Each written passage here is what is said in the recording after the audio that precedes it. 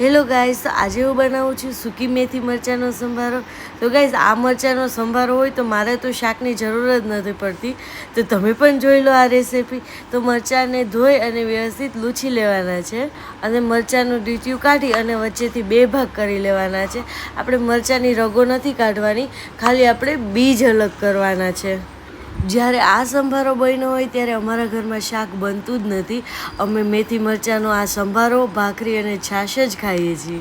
તો ગાઈઝ, બધા જ મરચાંના આ રીતે મેં બી કાઢી અને સેપરેટ કરી લીધા છે, એકદમ ચોખ્ખા બી ના રહે એ રીતે. તો હવે વઘાર કરી લઈએ. વઘારમાં મેં અહીંયા 2 ચમચા તેલ ઉમેરી દીધું છે, 1 ચમચી સૂકી મેથી ઉમેરી દીધી છે. મેથીના આ રીતે એકદમ કરકરી બ્રાઉન થઈ જાય ત્યાં સુધી સાતળવાની છે. મેથી બ્રાઉન થઈ જાય પછી એમાં 1 ચમચી રાઈ, 1 પિંચ હિંગ અને અડધી ચમચી હળદર ઉમેરીને સાતળી લેવાનું છે. પછી મરચાં ઉમેરી અને સ્વાદ પ્રમાણે મીઠું ઉમેરી દેવાનું છે. પછી હાર્ડલી એકાદી મિનિટ સાતળી લેવાનું છે. પછી મેં એમાં 1 આખા લીંબુનો રસ ઉમેરી દીધો છે. લીંબુનો રસ ઉમેર્યા પછી 1 જ મિનિટ સાતળવું ને આ સંભારો કાચો પાકો જ થાય છે અને ખાવામાં પણ બહુ ટેસ્ટી લાગે છે. તો તૈયાર છે મેથી મરચાંનો સંભારો. તમે પણ બનાવો અને મને જણાવો.